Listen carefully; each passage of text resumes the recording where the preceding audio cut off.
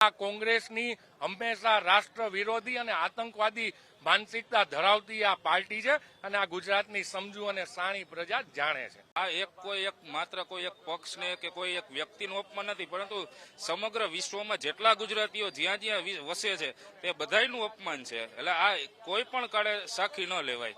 ખડગેજીને માત્ર ને માત્ર એક ગુજરાતી નવયુવાન તરીકે મારે એટલું કહેવાનું છે, ખડગેજી આપ ગુજરાતીઓ પ્રત્યેની આપની જલન બરકરાર રાખજો અને અમે ગુજરાતીઓ પણ અમારો જલવો બરકરાર રાખશી. જય જય ગરવી ગુજરાત, જય હિન્દ. આ ધરતી પરથી આ દેશ માટે સમર્પિત થયા છે. અત્યારે જે ધરતી પર ઉભા છે, શહેરના વીર નર્મદ કવિ વીર નર્મદ આ ધરતી આપ્યા છે, આવા લોકોનું અપમાન કહેવાય.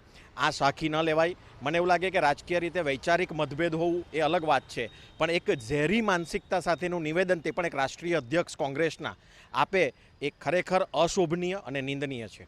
ઉંમરે તમે શા માટે આવું બોલીને તમારી જતી જિંદગીને કલુષિત કરો છો? માટે કોંગ્રેસને અને કોંગ્રેસના વરિષ્ઠ નેતાઓને એટલું જ કહીશ, મારી ઉંમર ઘણી નાની છે એમને કહેવાની, છતાં કહીશ કે તમારી લીટી લાંબી કરો, કોઈની લીટી ટૂંકી નહીં કરો. ગુજરાતી નાગરિક થઈને એવું કહેવા માગું છું કે આ અભણ શબ્દ એ બહુ જ વાહિયાત શબ્દ વાપર્યો છે અમારા ગુજરાતી માટે. 6.5 કરોડ ગુજરાતીઓ છે આજે ગુજરાતમાં, તે બધાનું અપમાન થયું છે. અમે આ અપમાન જરાય સહન નહીં કરી શકીએ. કે ગુજરાતના વિક્રમ સારાભાઈ હતા, ગુજરાતના મહાત્મા ગાંધી હતા અને ગુજરાતના સરદાર પટેલ હતા. ભાઈ, અરે સરદાર પટેલ ન હોત તો હિન્દુસ્તાન એકઠું થયું ન હોત. હિન્દુસ્તાનના પ્રણેતા ગુજરાતીઓ હતા અને આ પ્રણેતાનું પણ અપમાન એને કર્યું છે. ગુજરાતી અભણ અને અજ્ઞાની કે કઈ ભાષામાં પોતાનો ઉપયોગ કર્યો છે તેનો જવાબ આવનારા દિવસોમાં સ્થાનિક સ્વરાજ્યની ચૂંટણીમાં સમગ્ર ગુજરાત આપશે, સમગ્ર ગુજરાતીઓ આપશે. આ વ્યક્તિગત ગુજરાતીનું અપમાન નથી, સમગ્ર ગુજરાતનું અપમાન છે, સમગ્ર ગુજરાતીઓનું અપમાન છે. હજી પણ આજ માનસિકતા રાખી છે. આજે ભારતનું નેતૃત્વ પણ ગુજરાતીઓ કરી રહ્યા છે, ચાહે ઇન્ડસ્ટ્રીમાં હોય, ચાહે રાજકારણમાં હોય. દેશને આઝાદી અપાવનાર એક ગુજરાતી હતા. આવા વ્યક્તિ, આવા ગુજરાતીઓ માટે આવી વાત કરવી અને પ્રાંતવાદ કરવો એ સૌથી વધારે ગંભીર બાબત છે. ગુજરાતીઓ સાથે ગુજરાતીની વાત કરવી, મહારાષ્ટ્રીયન મરાઠીને બજાવવા.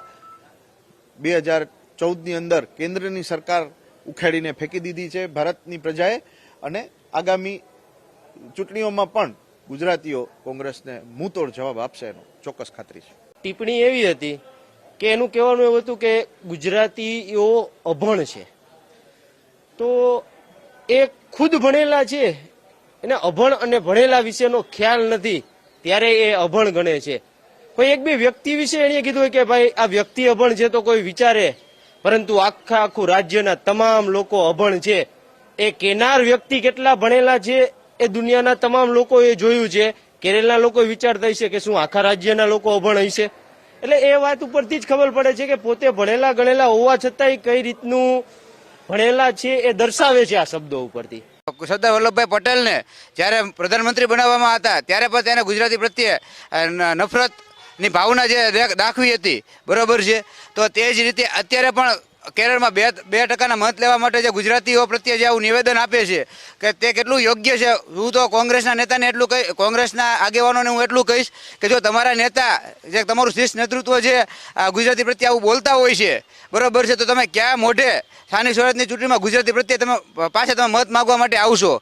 આ સૌપ્રથમ તમારે આનો જવાબ લઈને ગુજરાતી પ્રત્યે પાસે આવવું પડશે.